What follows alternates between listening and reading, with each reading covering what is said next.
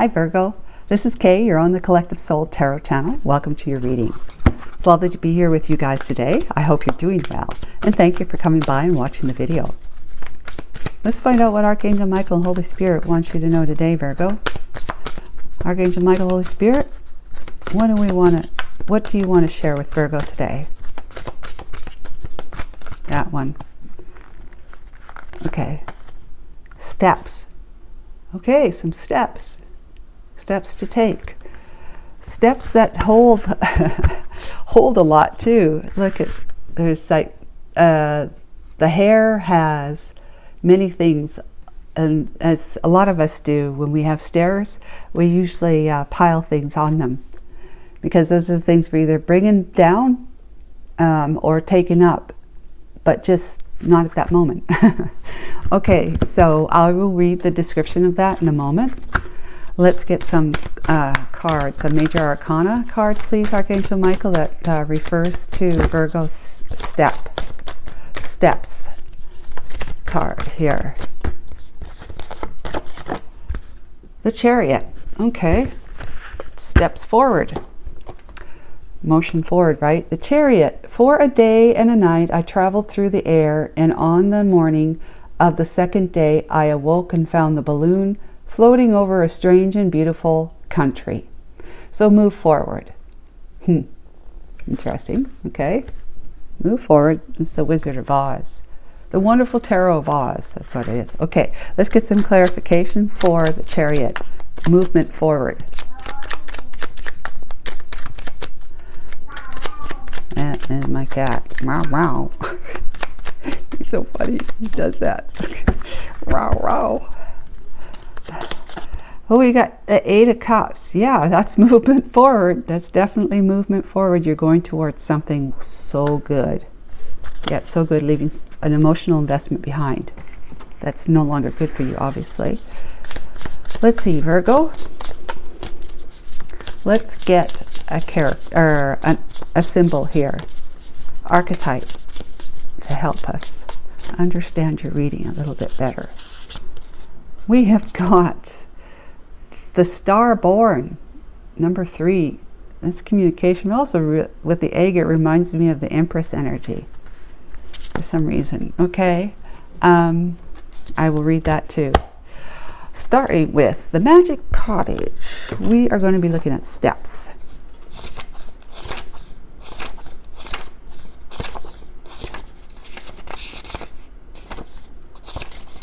Oh, good Lord. Okay, steps. One of my favorite things about this most magical cottage is that so much of it creaks: doors, floorboards, shelves, cupboards, even chairs that will almost appear to sigh as you sit. Indeed, it furthers my belief that everything lives and breathes here, even the thick stone walls, cool in the height of summer, yet warm to the touch by the gently flaming hearth in winter. Like a chorus of magical voices, each creak has its own distinct tone and personality. Does your house creak? Mine does, and it's not that old. It's just, it just like creaks and bangs, and you know, it's just weird. It's only 20 years old, and it's very well made. So I don't know why it creaks, but I'm just curious about that with you. Let me know. Like a chorus of magical voices, each creak has its own distinct tone and personality. Shelves and small cupboard doors tend to be high-pitched. The floorboards, a sestaculous alto section, whilst the stairs emit a glorious, deep rendered bass to all who use them, no matter how softly or carefully they care to tread. Carved from Wand Wood's finest chestnut tree, long before my time, the cottage stairs are also home to small piles of books, sleeping creatures, and all manner of strange and sometimes peculiar obstacles, making for a wary ascent or descent. More than once I've stumbled and had to quickly reach for the banister, pulse racing. Visitors encountering the stairs for the first time will often point out the obvious hazards, inquiring why it is that I don't move them. The answer, of course, is twofold. Creatures tend to sleep wherever they feel most comfortable, and secondly, like the steps undertaken in any journey, I am fascinated by what lies in wait as I cautiously make my way.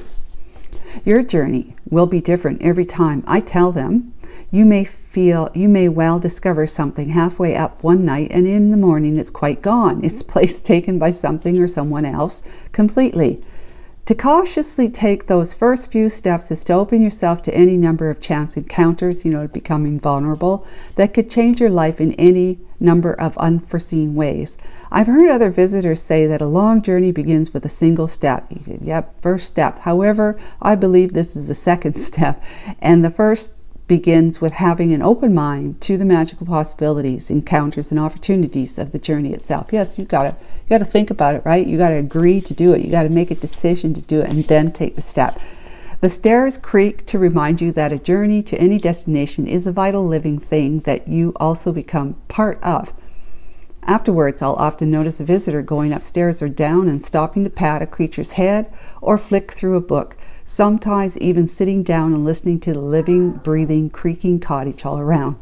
I like to think that they are ready for whatever journey lies ahead. Enjoy your journey with an open heart and mind. Savor each step, and there is so much to experience along the way. So yeah, taking a journey. You've got the Chariot here, and you got leaving something behind because you're going forward. You're progressing forward. You're moving forward away from something that's not good for you, no longer good for you. Maybe it once was, but it isn't anymore. The whole karmic thing. And now you're moving on. Healing.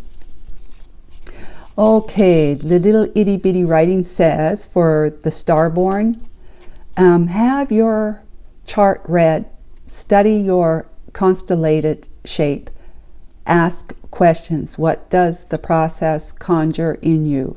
Faith or mistrust? What would happen if you saw the galaxy as your ally, the universe, right? When it's in the upright, you're feeling all right, you're feeling trusting, you're vibrant, and you're aimed, like you've got a goal in mind. You're goal seeking. When in upside down, feeling of misalignment, loss of longing. And so the Starborn is the divine child, the star child, the destined one. Okay. An elusive yet radiant aspect of the self. The Starborn archetype points to the cosmic spark of light that arrives with each being at birth. The moment the newborn crowns, whether vaginally or surgically, the royal stars above are said to constellate in a unique shape that maps our path in the world. Yeah, I was wondering, just curiously, Virgo, I was wondering when I had my birth chart done, right? And you can too. It's easy to do. It's at astro.com.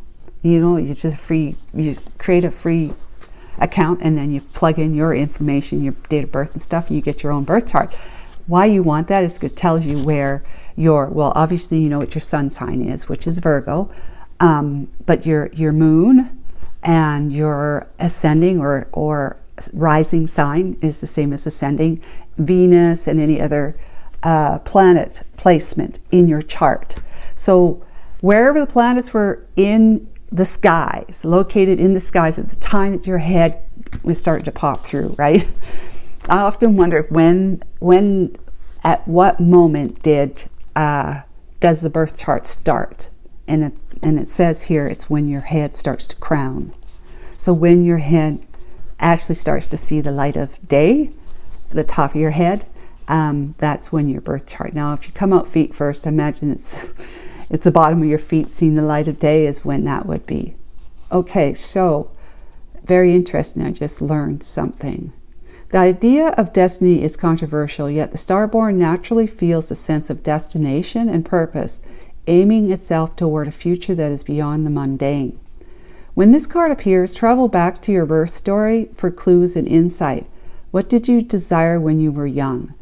I wanted to be a policewoman, but I definitely don't want to be a policewoman now. Practice seeing your life from a mythic point of view rather than a series of logistics. Read the story of 3 fates. There's a story of 3 fates, and envision yourself born under the stars with a unique destiny. So if you were to go and get your birth chart, free birth chart, then you'd be able to, like when you watch the zodiac signs, you'll be able to watch the zodiac. Let's say Cancer is one of your So your moon sign. The astral body that's the moon is the astral body that's in the part of the sky that's considered Cancer at the time, and so forth and so on. So then maybe you got Gemini for an ascending sign, a rising sign, and Sagittarius for Venus.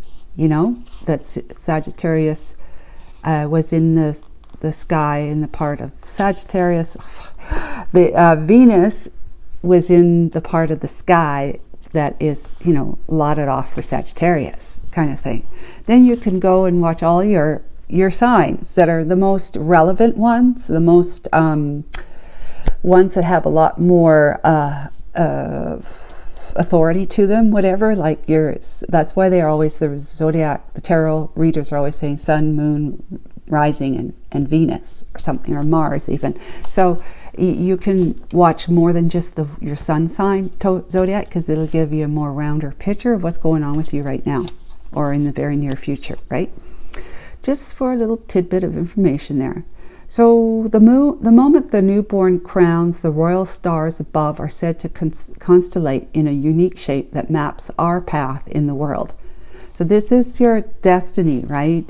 And there's also, you can look for my north node and south node. North node is your destiny, and south node is like something you're learning or something like that.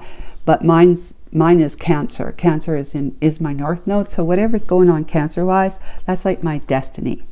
The zodiac sign that basically rules my destiny. Okay, so we got this now. It's a star born, and you be feeling good, trusting, and vibrant, and aimed if you're in the upright.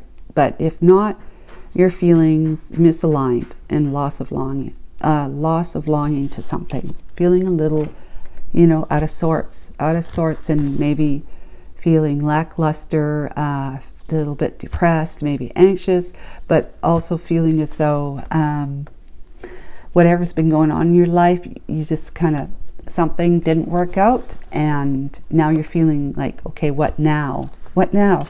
What now? What am I supposed to be doing? You know, maybe you don't like your job, and you're like, well, if I don't work there, well, what am I going to do? And I don't really want to go back to school, so what am I going to really do? Right? Questions. Okay, Archangel Michael, Holy Spirit, what can Tarot tell Virgo about this situation with the steps? And movement forward. One baby step at a time. You know, as they say, how do you deal with an elephant in the room? Eat it one tiny chunk at a time, right? One chunk at a time. 2 of Cups. Well, there you go. Talking about love here. Partnership. We have the 5 of Pentacles that has kind of left you out in the cold with death, and something came to an end, but now you've got movement forward. You're transforming your life because you've made or are in the process of leaving that emotional investment behind and moving forward. Pulling up anchor and heading out. Good for you. 9 of Cups, because possibly you need to find emotional fulfillment within yourself, right? Fulfill yourself emotionally. With the Page of Swords, there could be a message coming through, or you just simply cutting straight through to the truth. Message coming through from a Knight of Cups. Okay, message coming through from the Knight of Cups that they want to meet up with you. They want to, you know, maybe go out for drinks, go out for dinner, whatever it is. The Fool, and you're thinking about, should I or shouldn't I? Should I take a leap of faith again? Because I just, you know, either you just left something or you've left it behind, but you've been needing to kind of get out of yourself and take steps forward to re-engaging yourself in social life, like re-engaging yourself, putting yourself back out there, even if it means going registering for an online dating site, you know, to meet people that way, or however you want to do it. Go out with your friends, or just go out and do stuff on your own. You're bound to meet somebody. 8 of Cups, big energy here. 8 of Cups, 8 of Cups.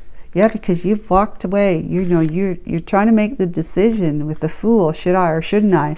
Because that you've already walked away from one emotional investment, and you probably are thinking and concerned that, should I? Because what if I end up having to be invested in that and then needing to put it behind me again?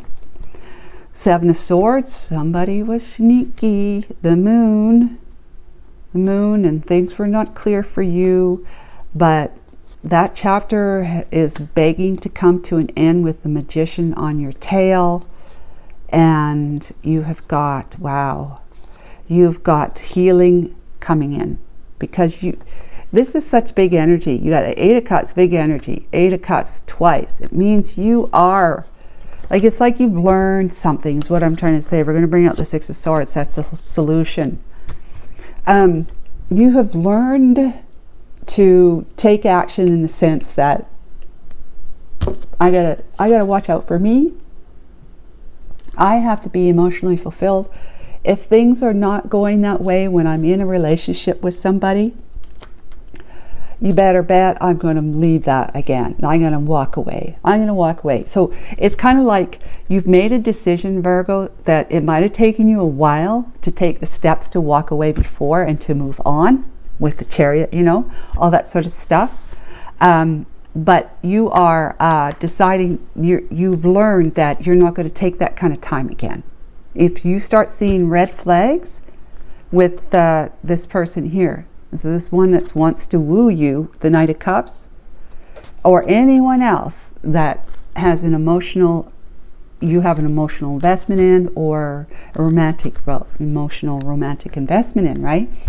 As soon as you start seeing things, you're not going to lollygag along and, you know, keep yourself in an environment and an emotional state of not feeling good about yourself, you know, lingering in the pain of being with somebody or being someplace that's just not right for you anymore. You have learned that there's no more taking too much time to make those decisions to move on. So this is here, the starboard naturally feels a sense of destination and purpose, aiming itself towards a future that is beyond the mundane. When this card appears, travel back to your birth story for clues and insights. So if you're wondering where you need to be, as you decide to move forward, check out your birth chart, or just, you know, get clear with yourself. You know, spend some time in contemplation about it. You know, just any time that you're wondering, what would I like to be doing? Where would I like to be? You know, who do I really want to be? Do I want to be in the job, or do I want to be at school? Do I want to be this, do that? Maybe I want to travel. You know, it's like, what do I want to be as me? Not as a couple, but as me. What do I want to be as me? What's my destiny? Because you can be on the same destiny track with someone else, sure. But ultimately, it's about you. It's about what is your destiny. Sure, you can be parallel with somebody, but what if they drop off like this one had to? This one dropped off, and now you're on this path. Now you're on a path that was really more their destiny, and now you're feeling like you're just waving out there in the wind because I was living my life following their dreams, right? I was living my life. I'm not saying you did, but it could be an example, right? That I'm living my life following someone else's dream, and look where it left me outside, you know, in the cold.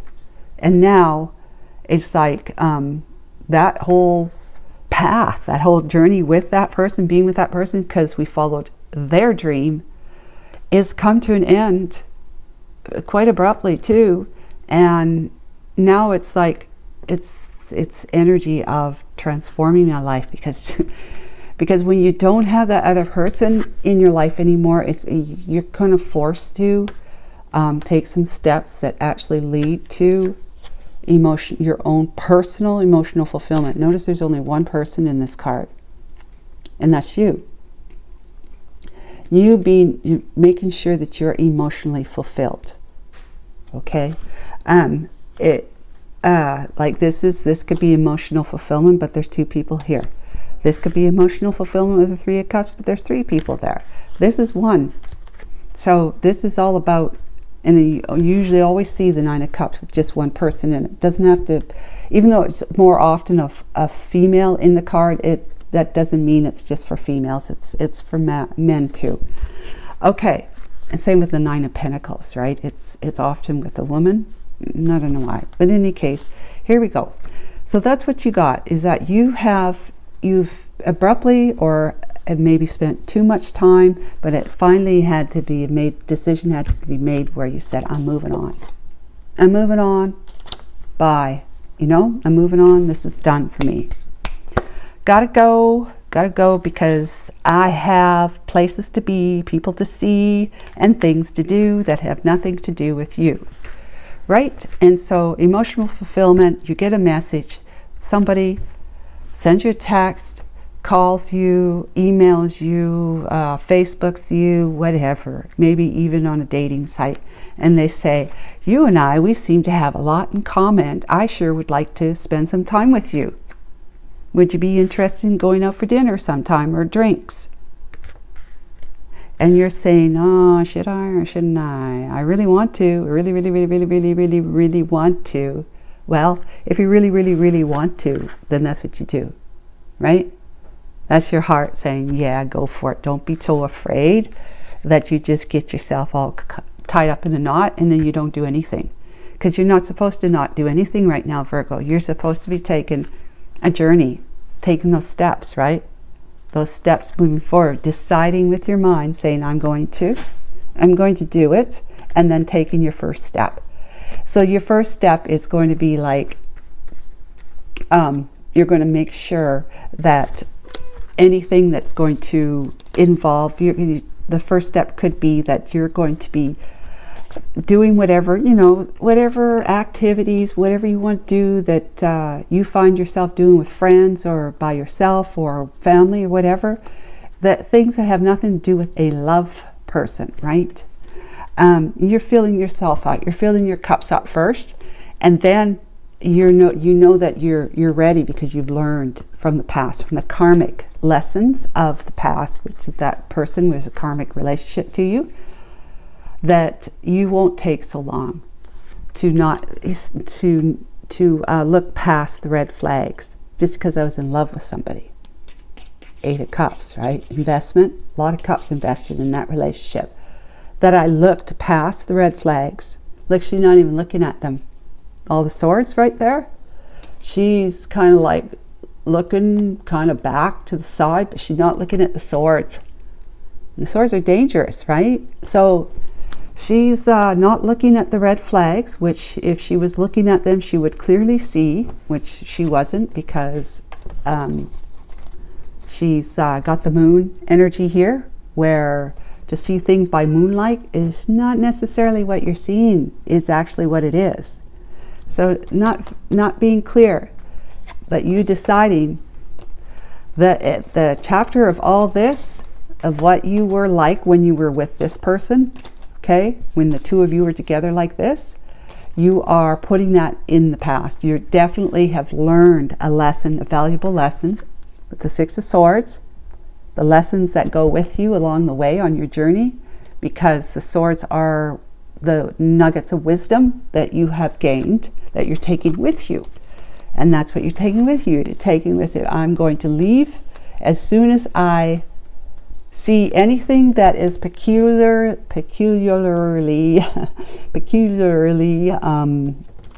questionable, and I'm going to talk to my dude about it, right? And find out what gives. And if I don't feel like they're being honest with me, I'm out of here, because I don't like being left in the dark, kept in the dark. I don't like being lied to. I don't like to be feeling afraid and questioning whether or not I should be with this person. I want to put all of that to an end. I want to put that chapter to an end because I have a brand new life that's transforming for me. that I am manifesting as a result of the lessons that I've learned from the hardship that I've experienced. I am healing from this. I am, finding peace with myself, because I have made the decision to take care of me, in the sense that I'm moving on. This is another movement card. I'm moving on, and I'm taking my nuggets of wisdom with me. If this person wants to go with me along the ride, that's fine. But they're taking the back seat. They'll take the back seat, but not in a harsh way or anything like that. But it's more about you for you, not you for someone else. Like, you might have been following someone else's dreams, right? Now you're following your dreams. So whatever it is that you want to do, if they want to come along, that's fine. But if they don't want to come along, then maybe you can find, between the two of you can find a, compensation about how we can follow our dreams without making the other person feel like they're losing out on their opportunity to follow their dream.